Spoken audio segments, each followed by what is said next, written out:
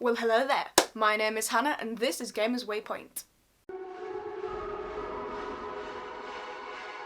So to start this video, I apologise that I have not made one of these in a while. I feel like I always end up apologising for that, but I did end up getting inundated with uni work, yada yada yada, life goes on. But I do plan to get more of these out more frequently, and thank you for everyone that has watched so far, everybody that comments, really appreciate it, you guys are awesome. Today's video, I was thinking recently about bad guys in video games.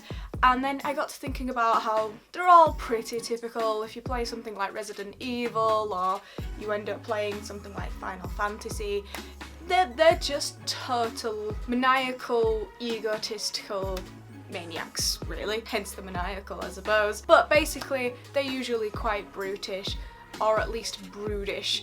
And then I got to thinking about, well, what about unconventional bad guys in video games? What about the guys that you come across and you know that they're villainous, but they're just not quite the same as all the other ones out there that are these stereotypical boss fights?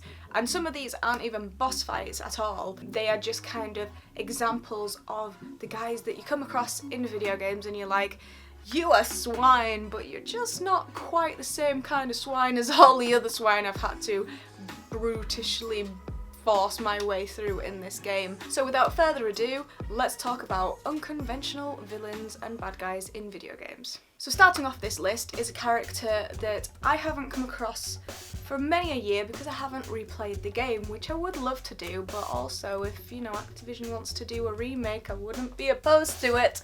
And that is a character from Tony Hawk's Underground. It was a massively popular game back in the day. I'm not sure if it could be arguably on par with Pro Skater, because obviously Pro Skater was an absolute smash hit, but it was the first Tony Hawk game I ever played and I absolutely loved it. And if you have played it too, then you probably know who I'm about to say. But in terms of unconventional bad guys, he is the first one that popped into my head because he just fit the card completely. Like, he is an absolute idiot and he goes from friend to foe. That is Eric Sparrow. I hate him. I absolutely hate him. If you haven't played the game, basically Eric is your friend at the beginning. You are both amateur skaters and basically you start getting big. He kind of tags along and he has, you know, some talent himself, but you are the obviously new kid on the block with promise, and you are catching the attention of everybody, firstly with people like Chad Musker and then working your way up, so on and so forth. And basically later on in the game, spoiler alert, he claims that he did a trick that you actually did. You were on the top of a hotel in Hawaii and you do a McTwist over a helicopter, which is quite something to watch. And because you're so high up, he claims he did it because you can't see the face. He turns pro and you have to fight your way back up. I mean, you still have credibility, but you have to face off against Eric. And it's not necessarily, obviously, the boss battle of the century. It's not like you are going to pull out a machine gun and just start firing at him, but you have to face off skater to skater. And in terms of the game, it made for a great story, it was extremely enjoyable, but yeah, Eric is just a prime example of a bad person, pretty much. And he was also quite captivating, but also you did want to smash a skateboard over his head. So they did a really good job writing his character. Second on the list might be not necessarily controversial, but one that you might not expect to be on here because he's not actually a bad guy you face up against, but I thought of Professor Genki from Saints Row the Third.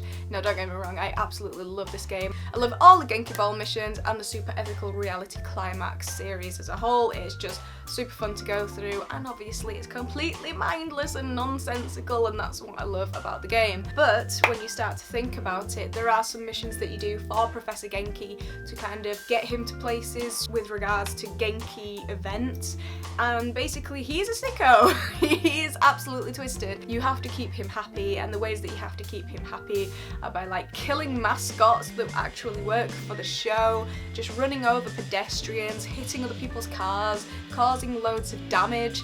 Basically has a meter that fills up, and once you have caused absolute havoc on the streets of Steelport, then he's happy. And it's just a really weird thing to like, man. Like, why would you ask your chauffeur to run over people? But hey, we do it, and it's kind of funny, but don't do it in real life because it's really bad. Yeah, he's not actually like an enemy per se. Well, he's not an enemy at all. You kind of work for him in some regard, but he popped into my head because when I started to think about it truly, I was like, that's a really messed up thing to ask somebody to do. So there you go. And we are talking about the unconventional, so he is quite unconventional in his methods. I mean, everything about the super ethical reality climax is unconventional, so that is why it made this list. Be worrying that I'm not worried about the fact that we have to go in there and shoot people. I'm only worried about when we have to run them over because he told us to. Let's just brush past that. Number 3 on this list is probably one that people will suspect, but he's also not necessarily what would be considered like a full-on enemy. There isn't a boss battle. It's Nathan Prescott from Life is Strange. Now, the thing about Nathan Prescott is he's a douche, we know. He kind of sucks. But obviously, if you've played Life is Strange before the Storm, as well as the main Life is Strange game, you do get to learn a bit more about him, and you do actually learn a lot about him in the first Life is Strange game. His dad is just a piece of work, really puts a lot of pressure on him. Nathan feels like he has standards to live up to, and it turns out that there's some kind of nefarious family business that he's gonna have to inherit, which he doesn't really want to, but that is obviously why he starts kind of doing what he does to try and prep himself mentally. Plus, he's just a little bit unhinged sometimes. But the thing about him being unconventional is that he can be a nice guy. When you start getting to the last chapters of the game, he warns you, spoiler alert, about Jefferson, who is the real bad guy in all this, and he's crying on the phone and he's like, he's coming to get me, he's gonna get you next. And you do somehow feel a little bit sorry for him, even though he's done some absolutely dirty things and he's not a very nice person. And then if you explore that in Before the Storm, you actually get to see his dad having a go at him before the Tempest performance, and you can actually try to set him up with a girl that likes him, but that is, you've really got to get that right, because also, spoiler alert, if you do it wrong, he beats her up. Not good at all. But if you do it right, which I can't remember exactly how you do it right, then they're okay, they're fine. But she doesn't make an appearance in the first game. Obviously she was an afterthought for Before the Storm, but needless to say, it probably ends a little bit weird between them anyway, as they didn't have her as one of the main casting characters in Life is Strange, the actual main title. But anyway, yes, so Nathan Prescott, definitely he meets all the criteria for the bad guy, but there is some kind of parental trauma that makes him slightly more unconventional and somewhat empathetic as a character, but also not. It depends how you go down that route. I'm just gonna leave it up to you.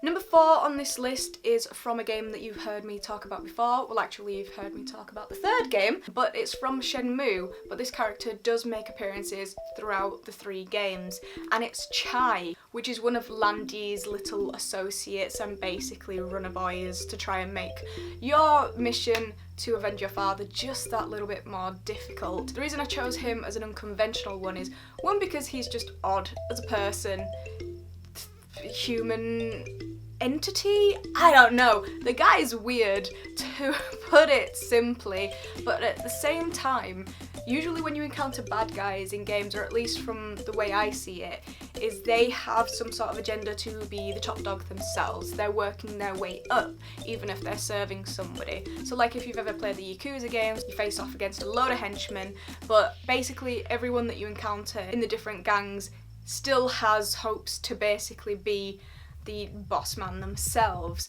whereas Chai doesn't. Chai has like a never-ending, inexhaustible loyalty to Landy that is just super creepy. He basically just wants to get his attention absolutely any way he can figure to, and that includes trying to kill Ryo. And he will come after you time and time again, especially in the first game.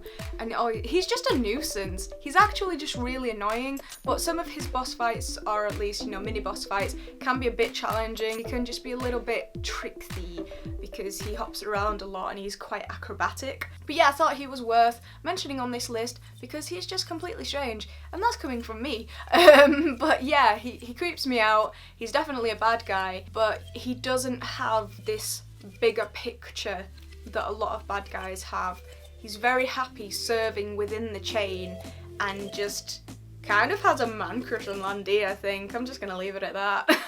And last on this list, it's from another game that is dear to my heart. One of the best zombie games out there, if you ask me. Also one of the funniest, and that is Capcom's Dead Rising, which I don't think I've spoken about yet, so there we go. But the thing with this is that there are lots of unconventional people in Dead Rising, psychopaths as they're called. So as a series as well, honourable mentions do go out to Ted Smith, who is the guy you fight who has Snowflake the tiger, and when he dies, spoiler alert, he wants Snowflake to eat him so that he can be nourished. He's just that good of a pal with his pet tiger. And then also Slappy, the burger head guy, who is actually called Brett Ernst. He's just unconventional because he's a burger mascot, and I thought it was really funny, but at the same time he like mourns over his burger girlfriend. I don't know, it's a funny story, but it's also kinda sad, but it's also not because they're just giant heads. So yes, I class those as unconventional, but the one I chose to go with for this video is Stephen Chapman, which you will probably better recognise as the grocery store guy from the first game. This scene and mission sticks in my head always, purely because it's just absurd. You need to go get medicine from the pharmacy, but the pharmacy is at the back of a grocery store, and turns out that this grocery store is slightly zombie infested, but also the manager, or he might not even be like the manager, he might have just taken up the podium of manager, but anyway, let's say for argument's sake, he's the manager, and he's still in the store, and he doesn't want anybody in there. Even if they are actually living, breathing human beings, he will kill everybody as if they are zombies. And he kidnaps Isabella and puts her in a trolley, or a shopping cart if you were American, and basically your mission isn't actually to save her at that point, but you do inadvertently save her. You need to go get your drugs, man, and so you face off against him, and he's got this weaponized shopping cart trolley, and he just rams it into you. Ow! But also if you're like, well, you know, shelves, I'll just jump on the aisles and get him from there. No, he's got a shotgun. He's thought about that one as well. So you can't go above him, and you can't actually be in the aisles without risking being bowled over by this knife-infested trolley. It's a really fun boss fight. It is a little bit challenging, but the thing that makes him unconventional, apart from the fact it takes place in the grocery store, is that when he's dying, he just doesn't care about anything else apart from his store. He just doesn't have a life. Obviously, he's just put all of himself into running this store. Has a little bit of a Hitler complex about it, because I can only imagine how he treated his employees when they were all alive. And yeah, he just starts crying about it and basically slumps onto the side of a cash register. May as well be caressing it. I mean, he's dying when this happens, but you know, we can romanticize it if we want. And then when he actually dies, he shouts, "Clean up! Register 6! And I just thought it was funny, and I've never ever forgotten it. And then when I was thinking about unconventional bad guys, he fits the bill, because here we go. He's a bad guy, he just genuinely really sucks, but he's obsessed by his grocery store, his shopping market, whatever you want to call it, and that's just a little bit weird, especially in a zombie apocalypse. Like, you know, from the day to day, if you're running the thing and your finances rely on it, okay, get it, it's a very important part of your life that brings you money, but when everyone's a walking corpse, ditch it, man. You don't need it anymore. Get all the orange juice, get the bread, and just hole yourself up somewhere else. So anyway, I don't like him. You get to kill him. He's weird. And there you go. And that is it for this video. Thank you very much for watching. If you made it all the way to the end, I very, very much appreciate you. And just, I'm grateful that you've taken the time to watch this video.